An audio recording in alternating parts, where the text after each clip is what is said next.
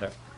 Okay, Sandy Sorlien is an environmental educator for the Fairmount Waterworks in Philadelphia. Sandy is a code writer, photographer, and environmental educator. She consults with cities on transect-based planning and zoning. In 2013, she joined the Fairmount Waterworks, part of the Philadelphia Water Department, where she develops programming for public school students and adults about the urban watershed. She is a contributor to the Project for Lean Urbanism, and in the spirit of lean, wrote a 5-page pocket code in 2013. Sandy is currently working on a book about the Schuylkill River. I make all the kids spell it before I will start the lesson. Great. And here's Sandy Sorlien. Thanks, Paul.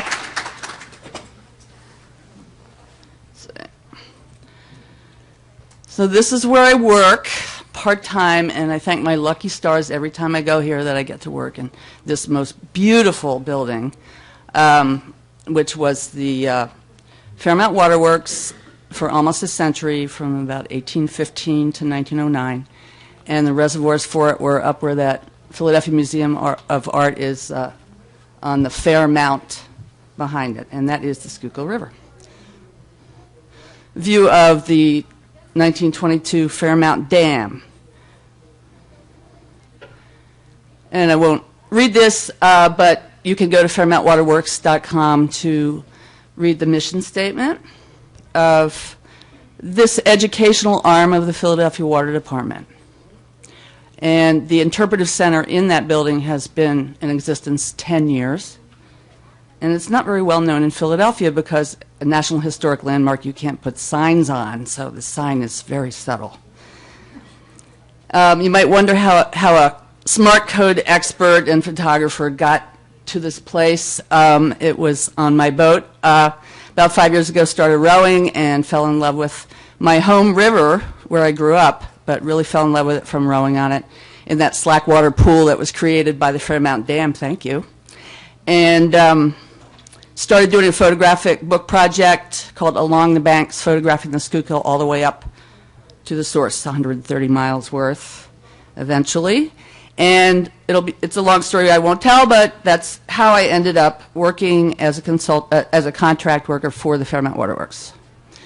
Here's some of the programs, educational programs that are developed there by the director, Karen Young, and the education coordinator, Ellen Schultz.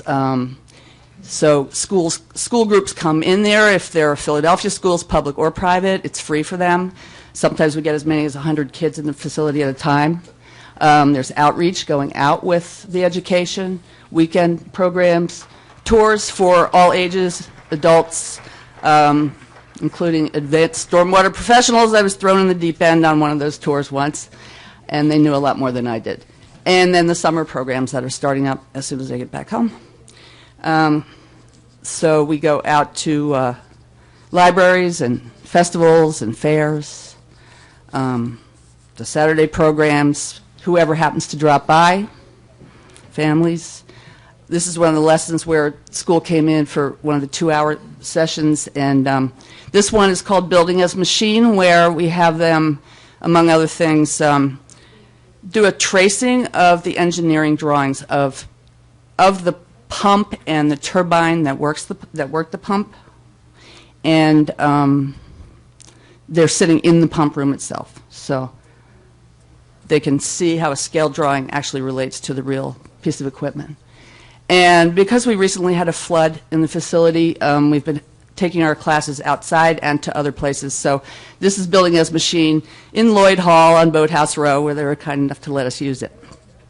And this is what the facility looked like a month ago. And so we are still not open yet, a week or two to go, I think. There was 9 feet of water in the facility on this particular level, where the girls are looking at the exhibits.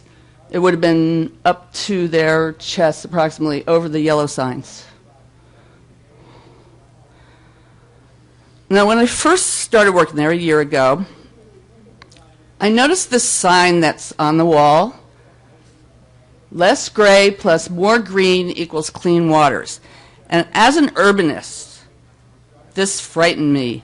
We know what this means: less gray, less pipes, less gray infrastructure, but it also translates and is not well explained in all the lessons that impervious surface being gray is a bad thing. And so I'm trying to instill a little more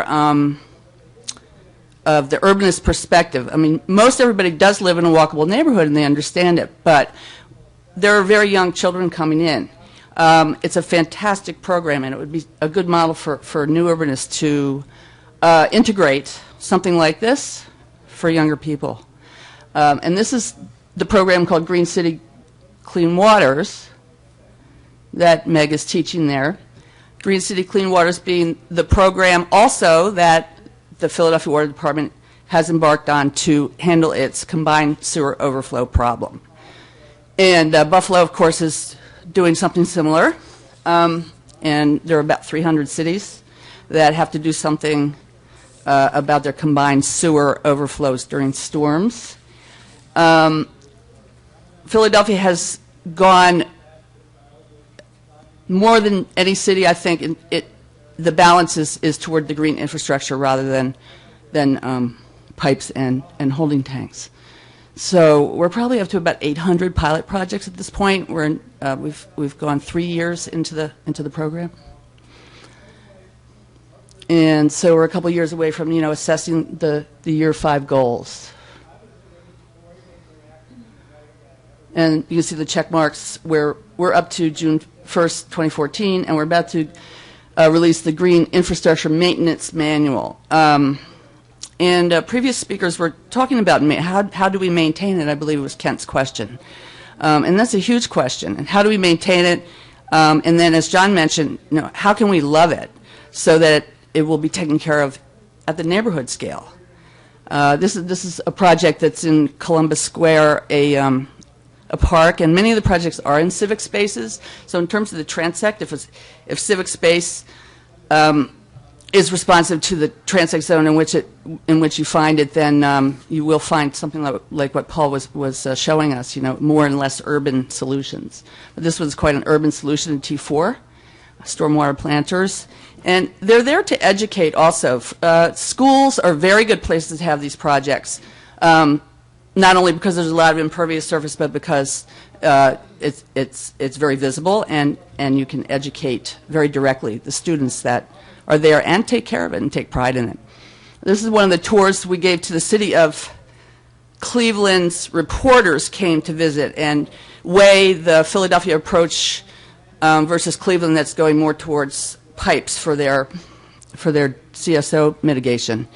And this is an alley that has pervious pavement. It's the first alley.